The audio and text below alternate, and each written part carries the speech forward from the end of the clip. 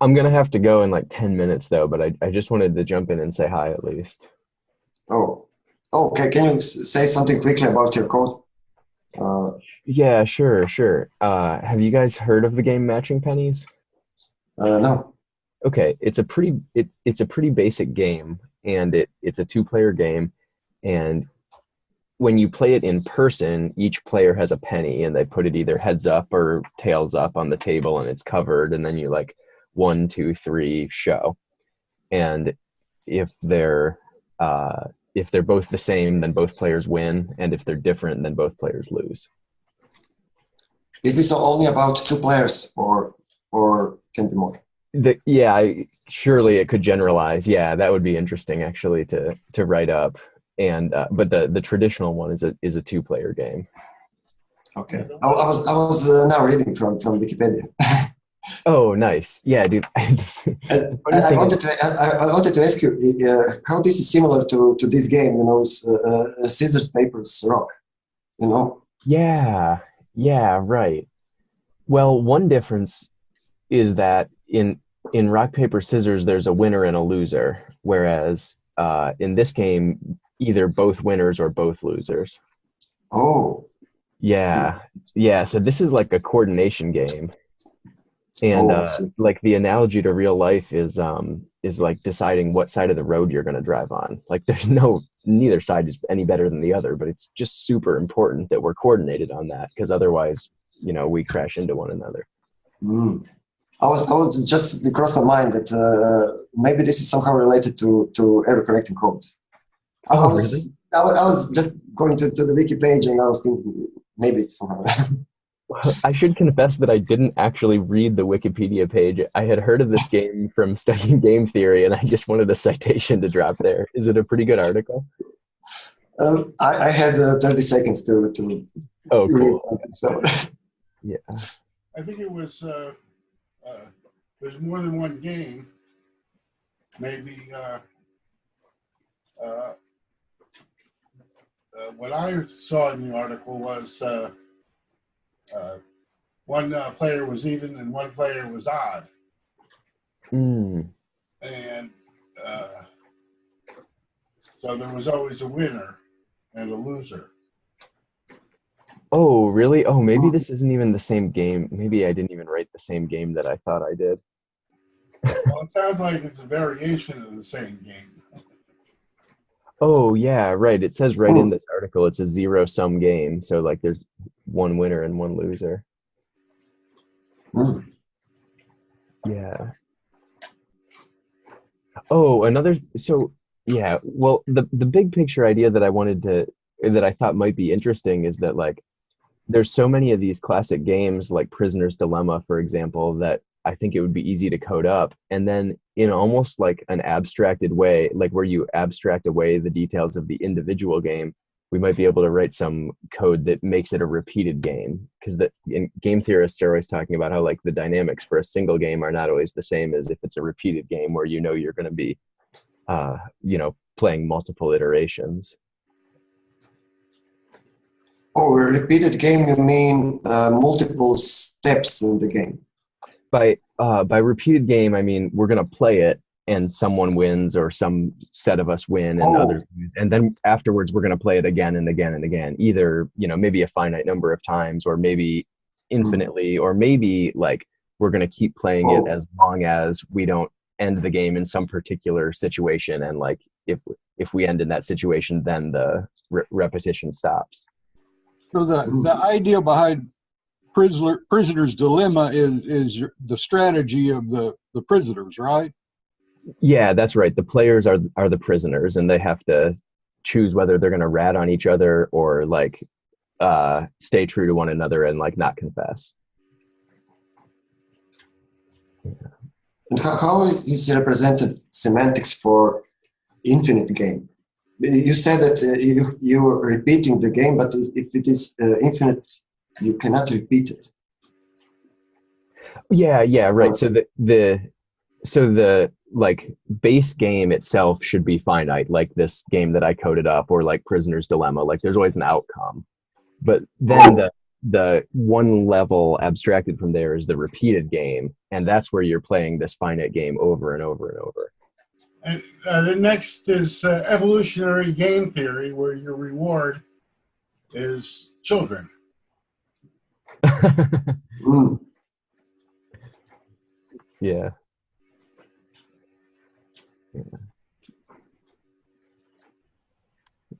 So did you, this battle of the sexes thing, is this something similar to Prisoner's Dilemma? Well, what they have in common is that they're all basic games that only have a few players and a few outcomes, but that they're classic because they're insightful in a lot of ways in game theory. In fact, now that I think about it, maybe the one that I coded up is Battle of the Sexes.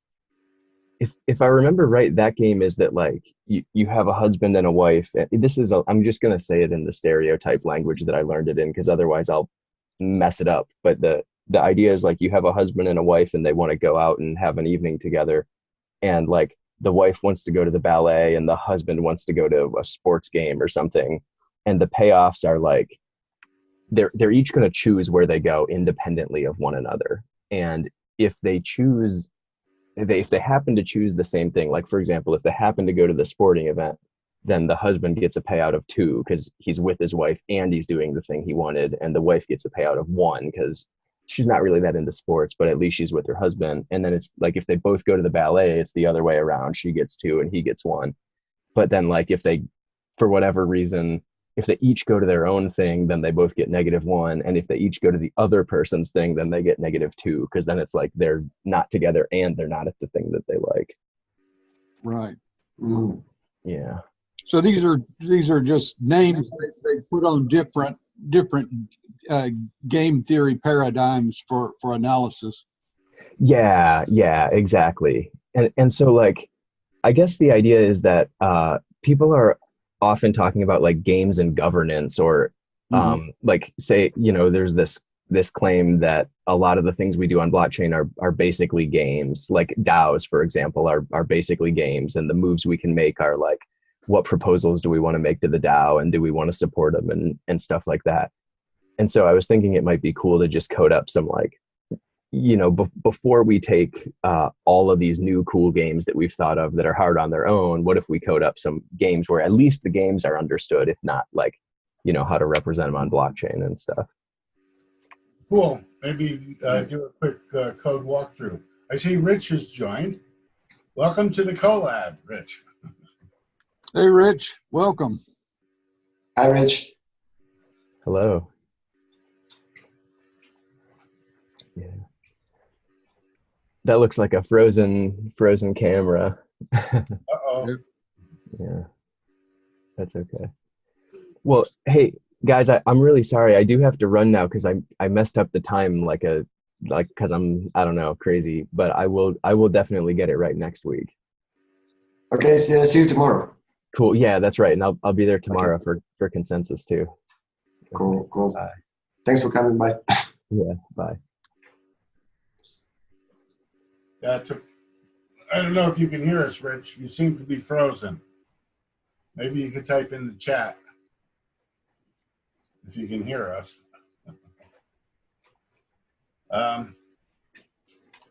So let's see. We have 50 minutes left in the hour. What do you guys want to do? Do you want to look over Joshy's code, or got something else in mind? Well, you mentioned doing something with democracy, or so. What were you talking about? Did I misread something? No. Yeah, I'm working on the liquid democracy contract. Hey, Rich is now animated. Can we hear you? Oh, we don't hear you.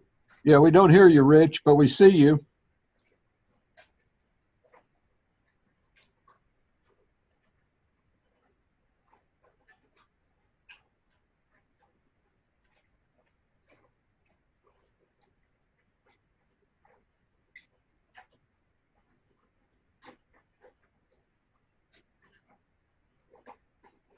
Jim, you're muted.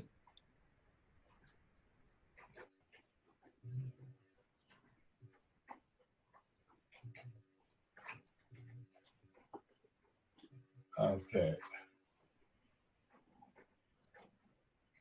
So I guess Rich said here he could make it, but he's halfway here. Yeah, I think he thought it started at the previous hour as well. No, he just found out about it, actually. I put it in the general channel. Let's see, you're on a phone. If you tap on the screen, you should be able, well, it doesn't show you being muted. So I don't know why you're not getting audio, or why we're not getting audio. I think I could hear him real softly, Jim.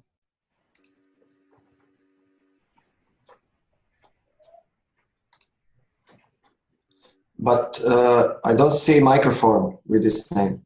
It's only a camera. He might not have been. So he has to click on, he has to choose computer audio or something. You have to select the audio source.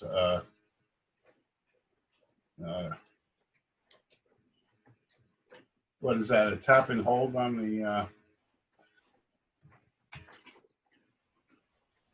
When you tap it, you should see a microphone, which you can type on. Or you can't hear us either. Oh. And here's Rich on his computer. Aha. Hello, guys. Hello.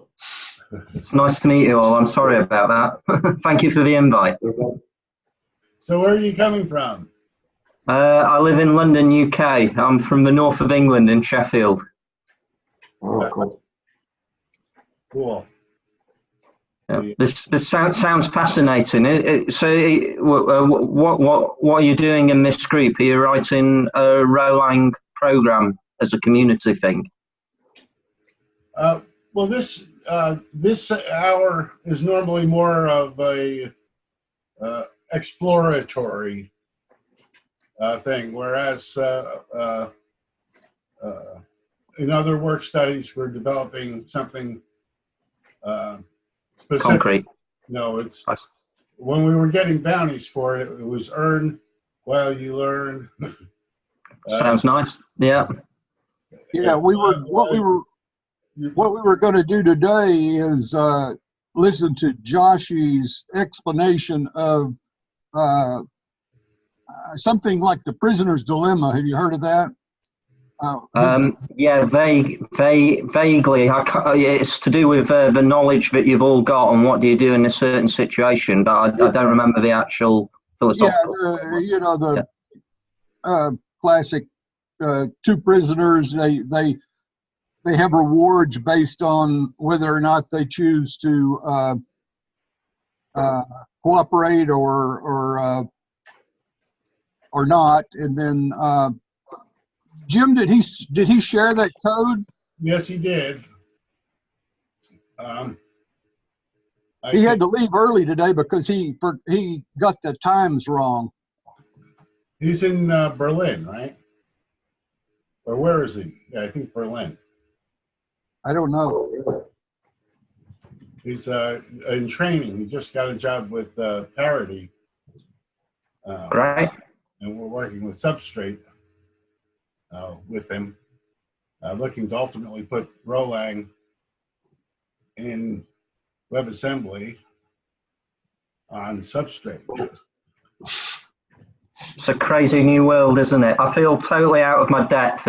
I've shared with you on the thread now everything that I bring to the table as we stand. I really am at the beginning, just so you're all aware. I probably need to get the 101 Rholang tutorial. But I think you can probably see from my maths background and being in IT, I've got a reasonable basis for starting.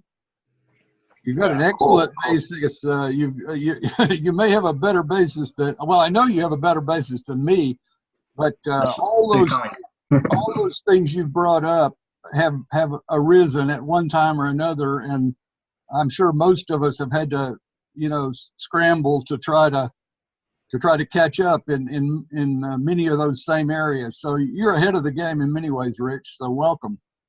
Thank you very much, and I'm really serious about wanting to get involved. I do have a problem, probably like most of us, of a day job and a life and everything else, and I'm not far from financially independent. But this is the best thing that's happened in IT since I joined in 2001, as far as I'm concerned. It's just an amazing project, and really very grateful for the warm welcome. So hopefully I'll get to know you all over the coming weeks and months. And Great. We're in our regular work studies, 4 p.m. Mondays, Tuesdays, and Thursdays. We're very patient to help people start from scratch. Wonderful, thank you very much. And that's 4 p.m. New York time, Monday, Tuesday, and Thursday. Right. And well, sometimes there may be something specific we're doing besides Rholang. Of course. But most days it's decided on the fly what people want to work on, depending on who shows up. And attendance hasn't been that great, so chances are we will work on what you want to work on. That's mighty kind. Well, now I'd just be honoured to be able to observe the chats. I think actually the real breakthrough for me was this week, where instead of just Googling YouTube to try and find things like Greg's lectures, suddenly there's a whole Discord channel there with things pretty well organised. That's just a wealth of information to be looking through. But I think you know who I am now. I feel I sort of know Jim, but could you guys just explain your background so I know who's who? I'm aware of Josh's role within the organisation, but yourself, Gary, and Tomislav, I've not met you before. Yeah, Rich, I've been following Archain for a long time now, since the early days. Jim has been here longer than I have, but my background, I'm retired. I was an educator in math. I have some training in computer science. I'm a hobbyist. I study computer science, and I was attracted to the project because of Greg's understanding of mathematics. Indeed. And from my early days in IT, in the 80s, early 80s, most of this theory wasn't even around. We knew there were problems with what we were doing, but as I've followed the field since then, I've understood many of the deeper issues, and I'm just so excited about how they seem to be being applied now, in this new area of decentralization and distributed computing. And in my early days in computer science, I was involved in distributed computing. Wow. Yeah. But anyway, that's where I'm coming from.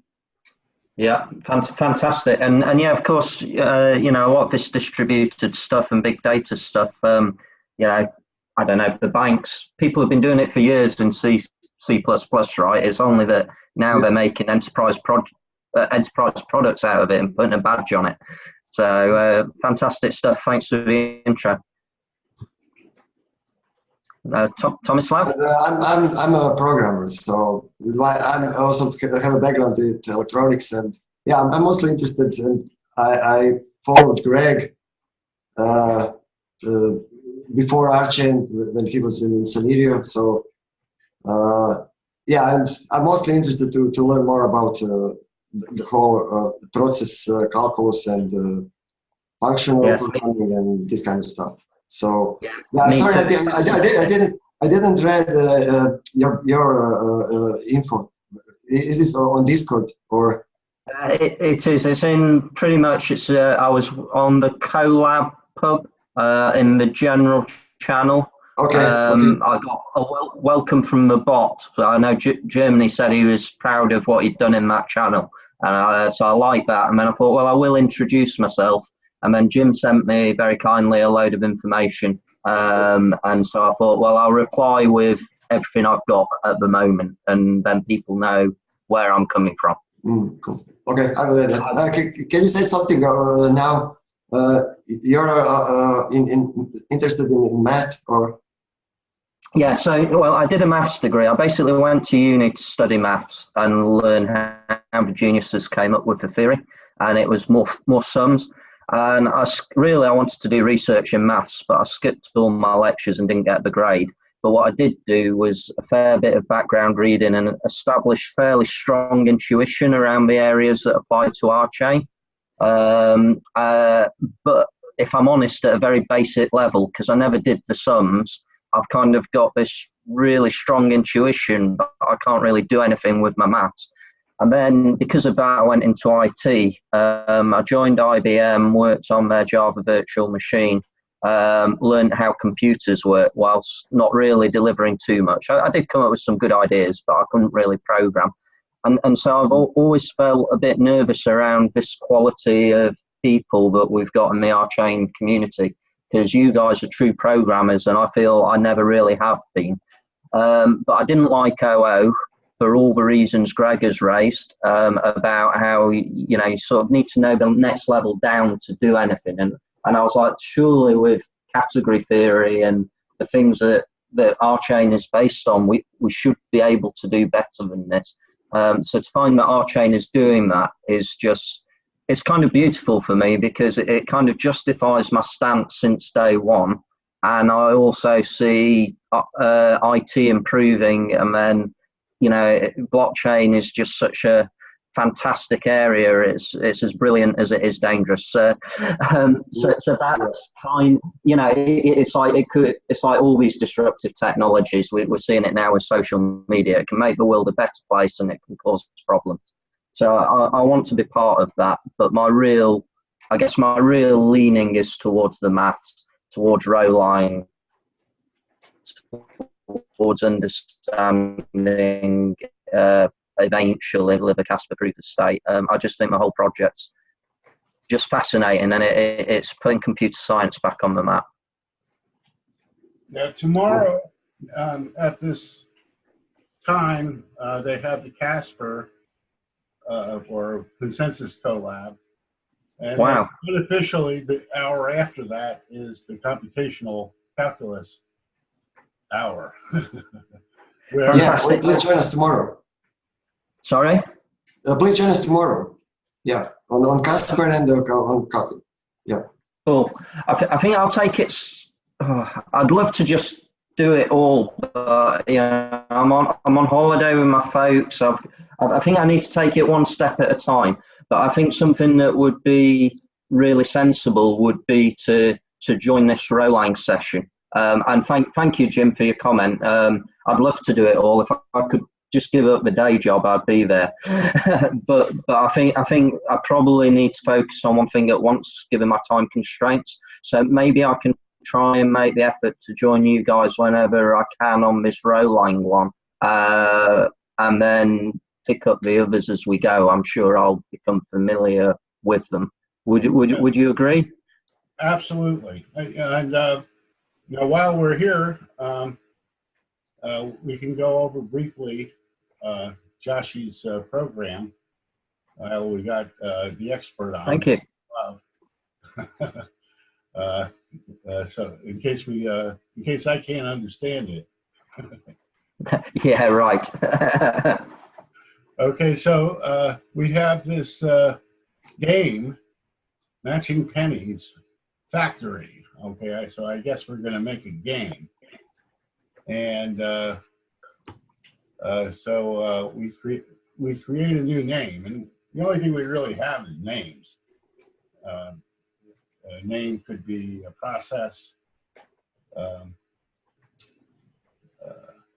It really could be anything. And we can send messages to names. Okay, so we have matching the pennies factory.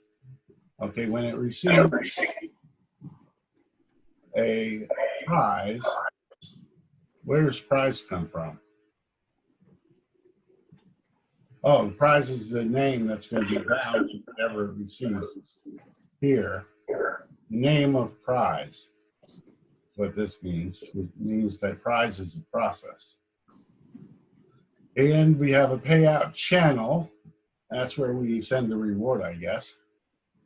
And then we have a return value, which I guess will be a matchy pennies game. And we make it so whenever we call the factory here, we make two new names, player 1 channel and player 2 channel in the following Rholang. And this returns a tuple of the two channels that it just created. Okay, and then for receiving from the player 1 channel a penny and a join here, and also receiving on the player 2 channel a penny, it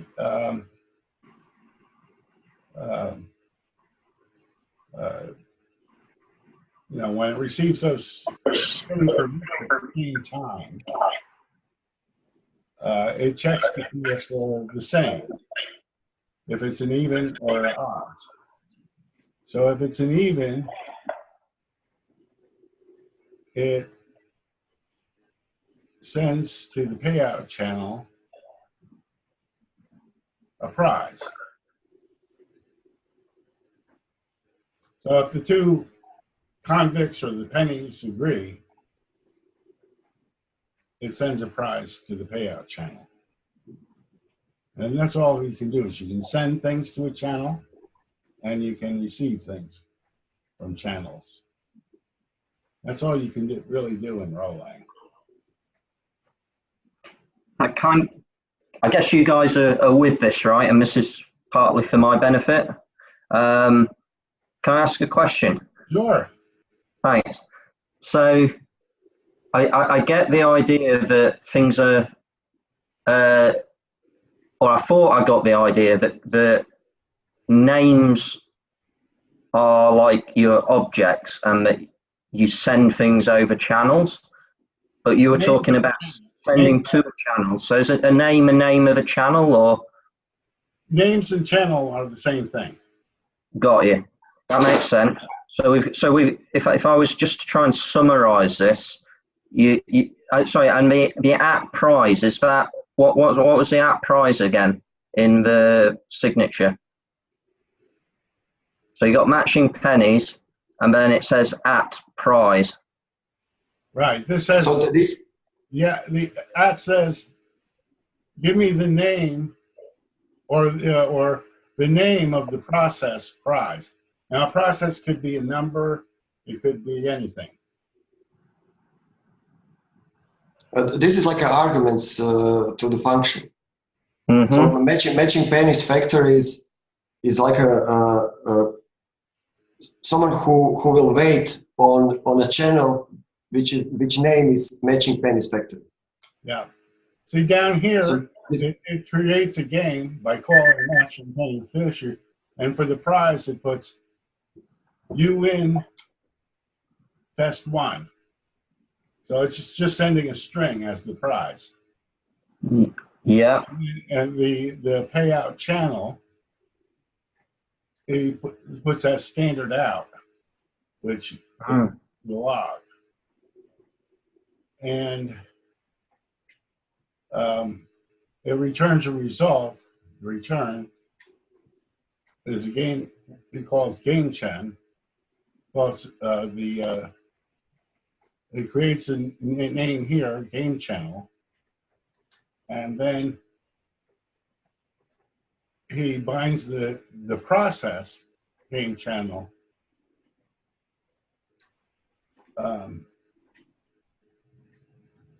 to the name. We send processes, we receive name. Yeah, of course. Sorry, I'm catching up now. It caught me a bit on the fly because 20 minutes ago I was sitting by the pool. But I follow what you've just said. Yes, we can send processes, and the point of that is you can send code as well. Yeah. Right. Yeah. Like you can send smart contracts and things. So in this sense, this matching pennies factory will create something on this game channel. So when we send this game channel to this factory, we are immediately waiting on this channel for these two pennies. That's the asynchronous part. Yeah, and everything is synchronous. Yeah. And then we have these two channels that this factory was created, and we are sending our votes, our pennies. So this is the code where we send head or tails. I see. So sort of see. I'm using this markup here to do Scala highlighting the code, and then the robot command eval, and then I put the whole thing in here. Oops. I thought I put the whole thing in here.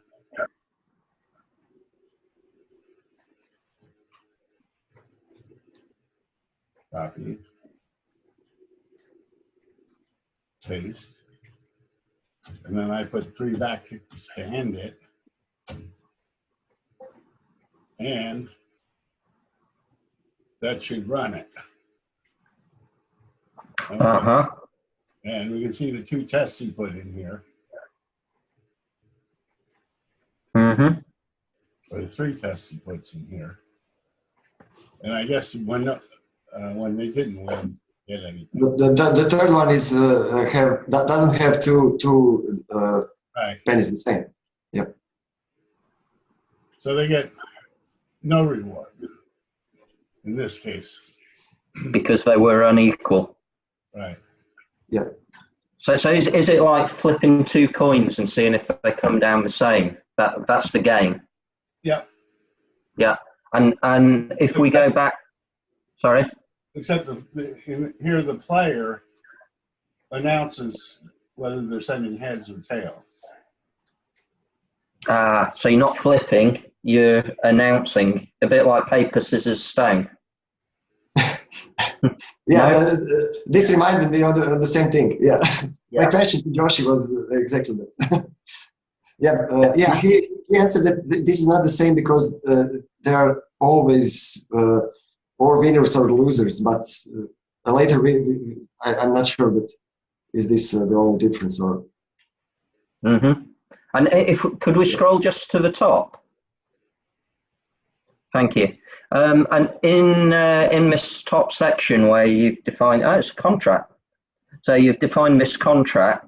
So the contract is really for comprehension as a syntactic sugar. So you can see this contract as a for. As a what? Sorry, a for. For. Like for loops or. For yeah, but for loop is waiting. Yeah, it's not loops. It says it's really a join here of receiving messages on a channel. For is receiving. When you say the word join, Jim, I think SQL joins, joining data. Is that correct? Or I'm presuming not. Yeah, no. This means that it simultaneously receives both things. So it's where true concurrency. Right. It's where it's like a waiting on both channels. So you're expecting your continuation in the for will continue only if you have messages on both channels. So they are joined because of that. Right. I see.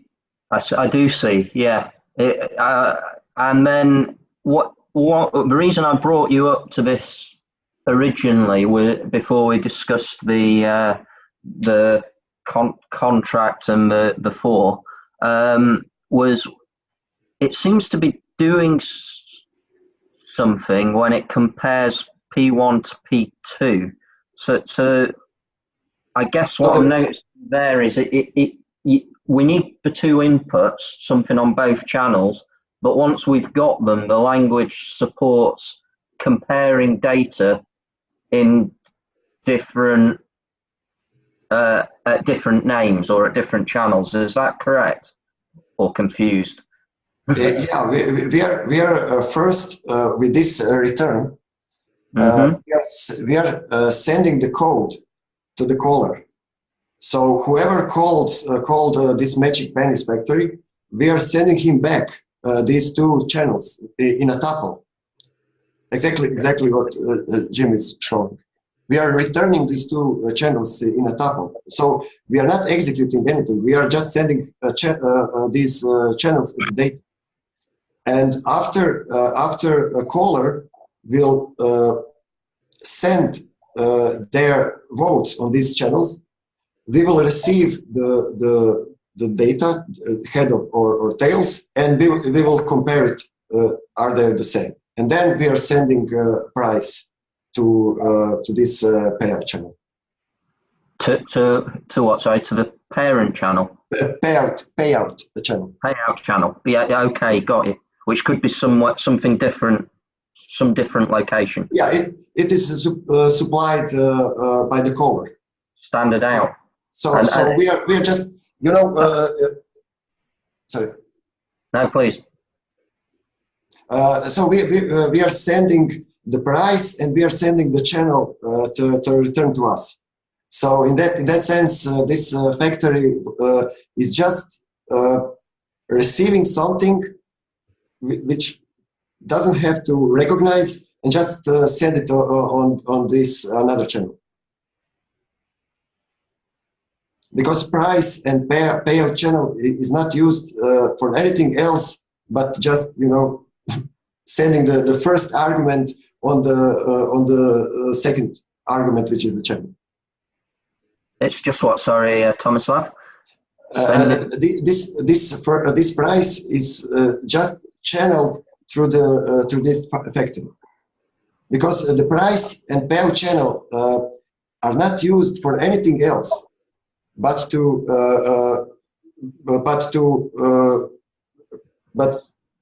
construct this sending when both values are the same, P1 and P2. Does this make sense? Nearly. I'm not going to pretend I fully understand, but I think I get the gist. But you mentioned something about the code being passed and executed. So where's the code executed? So in this return. Okay, Jim is showing when this code is this factory is called. I'm sorry. Jim, can I take your screen? Or? Yeah. Oh.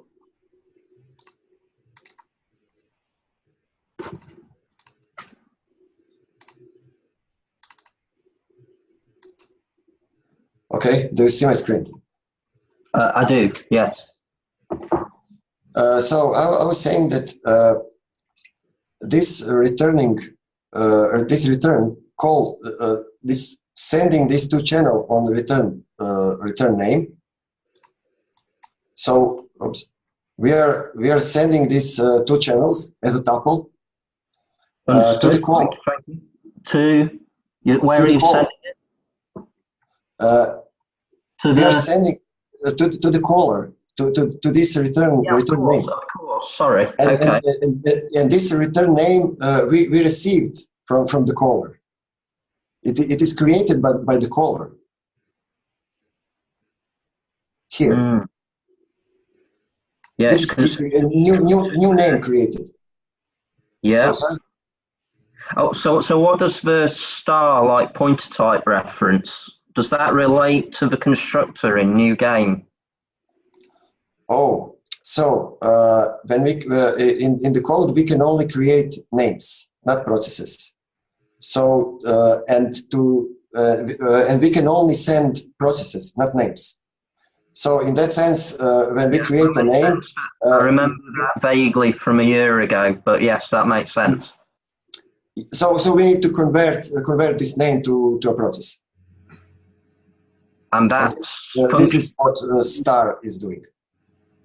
Right. So what does it mean to convert a name to a process? Is it literally moving it across a set? You've got a set of names and a set of processes, or? Yeah, this is a good question. Well,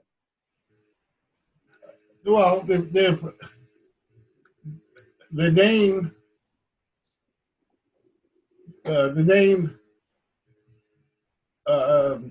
can be a process depending upon how you use it.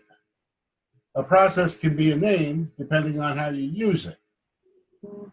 Okay, when we do a new, that makes an unforgeable name.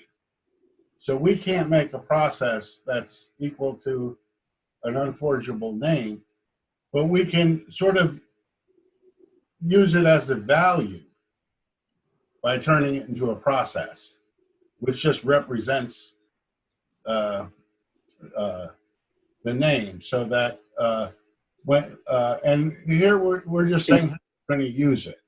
Is it a bit like putting quotes around things in meta mathematics, that sort of thinking? Well, you're onto something, I think, because we're all names in Rholang are quoted processes. I vaguely remember Greg saying it, so I'm cheating a little bit, but yeah. So just say that again, if you would, please. I'm sorry, Gary.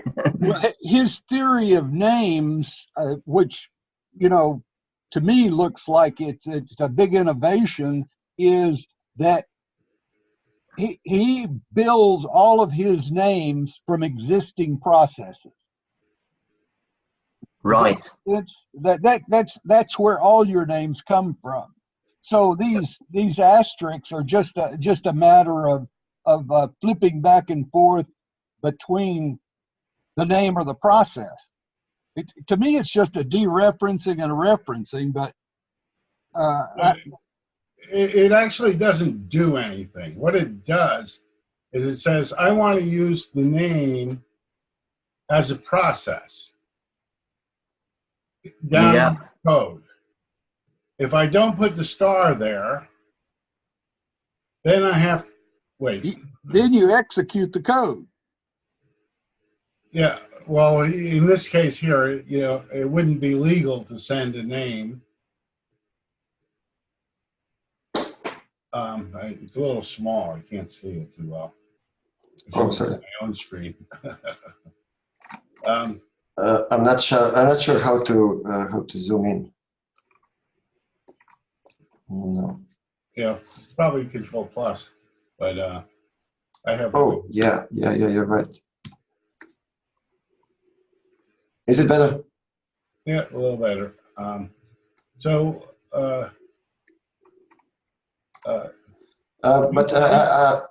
Basically, in this case, where we're sending, where you have to send a process, we can't send a name. And since we created this as a name, we have to in essence quote it to make it a process. Fair enough. Okay. Yeah. We send processes. In a sense, this is like a base types. We have two base types: names and processes. Yeah. And they have like semantic rules in a language. So for me, maybe it's better to just see it as a part of the syntax. When you sending something, the syntax is the name, not process, the name,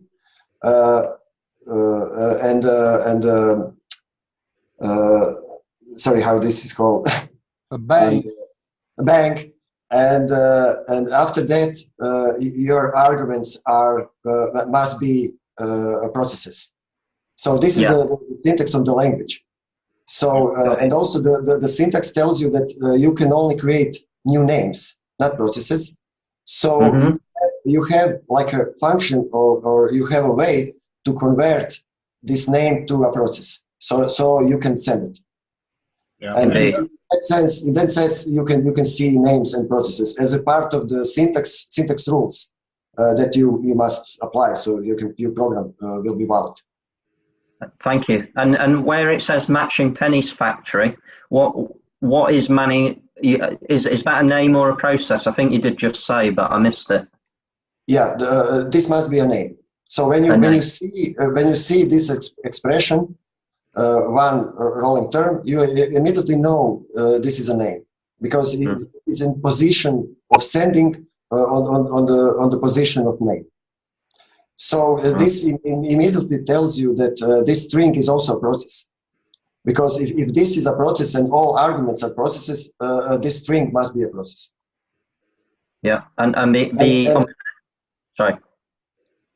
Yeah, I just wanted to say that if you put at sign here, you can convert it to name, and this is why this price is with the at sign. So this price is converted to a process. It is on position of the name, but is converted to a process. It's like a pattern matching on an argument. Sorry, just say the first bit again, because I thought you said price is a process. Yeah, the whole term is a process. Yeah. But when you put at sign, you pattern matching on this argument. So this price really represents a process. Okay, and when you say pattern matching to what? I'm thinking regular expression type pattern matching, or no? Yeah, this is pretty close, because this tells you exactly, because you know this is a name, because as I said, this is for expression. So you must receive a name. And I thought we just said this was a process. So the contract really means a for expression. So when you see a contract, this really means something like this. I can write it down.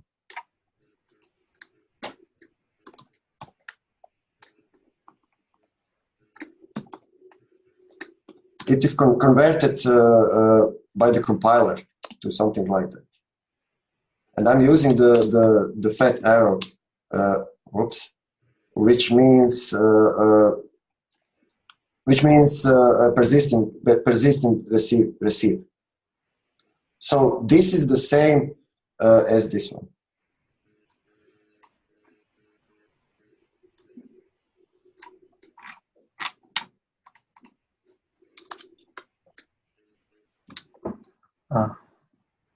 Really? This is completely the same. Okay, so the contract is almost shorthand for what you've written above. Yeah, that's why they say syntactic sugar. I see. So what I'm really, but is that then a for loop in some way? It's a for comprehension. Yeah, a for is a read. It's not a loop. Okay, I think I've not got the construct of a for in Rholang. It's a what comprehension and a read? What does that mean? Sorry. You can see now how I'm not a programmer. Not really, despite doing SQL all day, every day. Yeah. Yeah, this is maybe better, you know. Sorry? Someone this is maybe better, because someone who programmed in C like language, maybe it's even more confused. Yeah, fair enough. I am confused at the moment. So I follow the contract is syntactic sugar for the for statement, but what I don't follow is what the for statement is and what it's saying.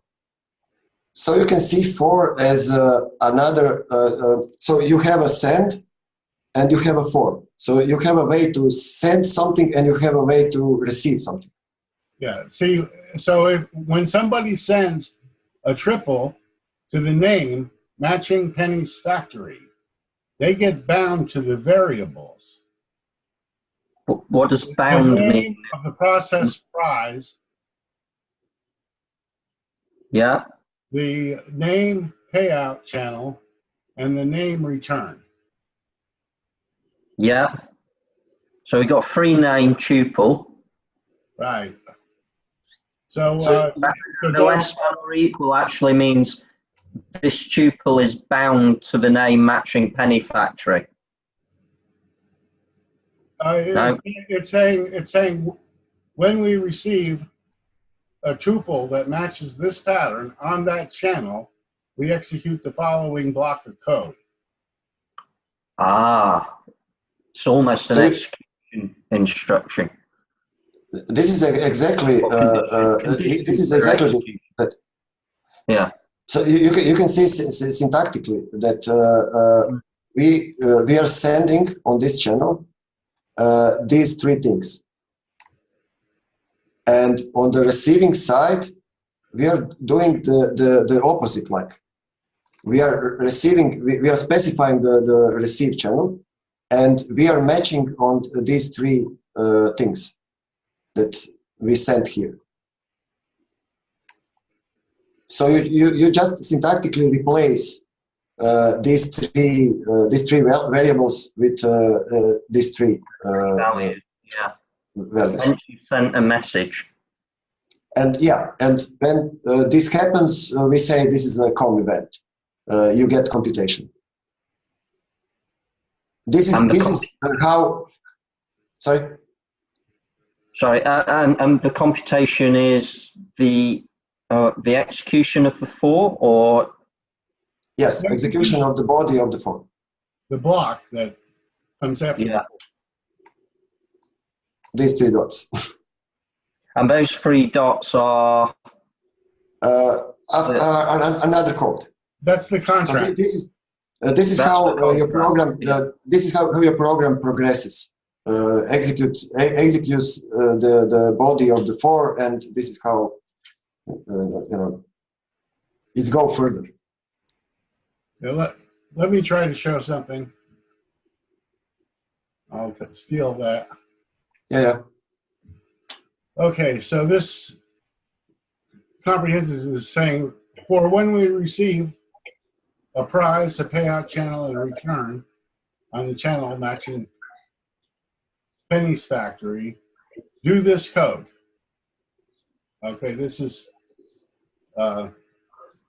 how stuff gets done. yeah. Okay, now here we said, okay, the name of the process prize. Well, I could have said the name prize here, but then down below here, I would get an error because I'm sending a name here. But I could put an at here to make it a process, and that would be perfectly legal. Okay, it's just how we're, whether we want to think of it as a name or a process, and how we're going to use it. Okay, and the same thing down here. Okay, where we send the triple to the matching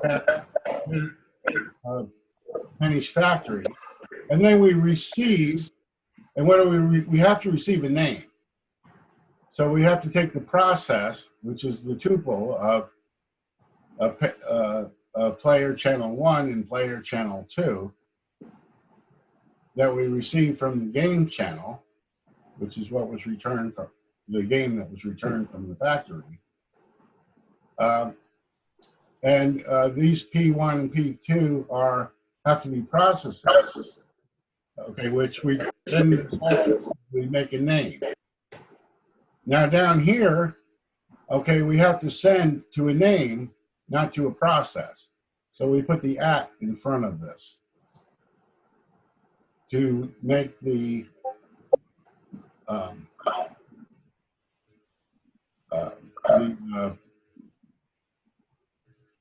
Comparison, or to make the channel name. Now, correct me if I'm wrong here, but we could have said the process with the name and the process with the name, and then we wouldn't have to put these at signs here to send to the name because these would be names.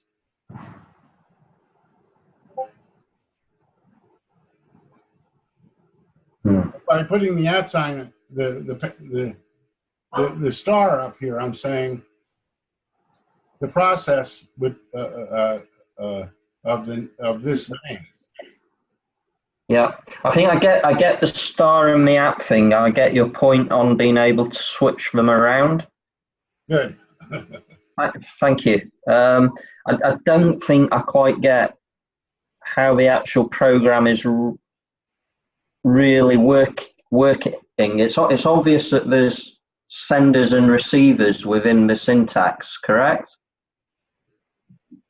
Yeah, the exclamation point is the send. The for is the receive.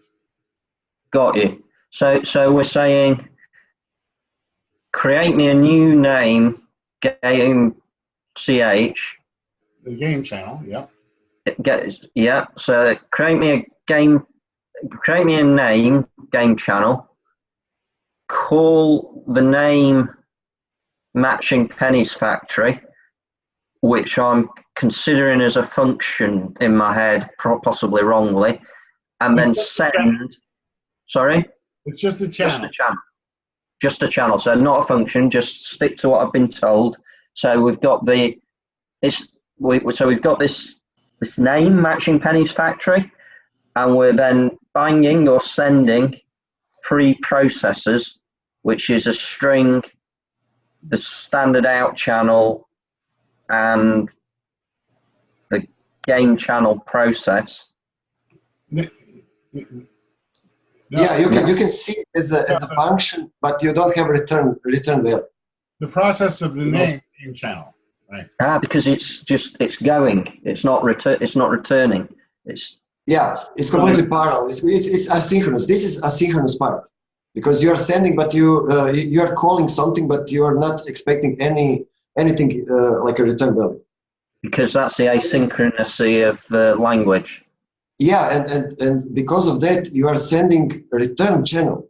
This is this game channel, because you must send something that the receiver can send you back something, but because it is asynchronous. So in this code, we are sending the game channel and So immediately waiting. Sorry. So it needs to know who sent it. Yeah, we are sending this to the factory, and we are sending this game channel to receive what the factory will send to us. Right. We This created. is why we have this for immediately. Yeah, we create a new channel here, and we only send it here, so nobody else can touch this channel except this matching pennies factory. It's the only thing that's going to know that this game channel exists. So it's going to send back to its return channel the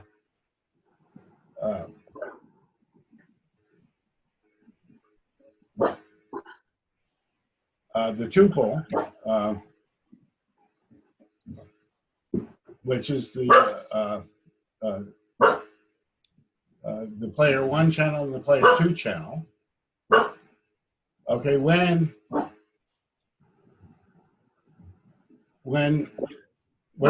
we send the triple to this factory, then it executes the block.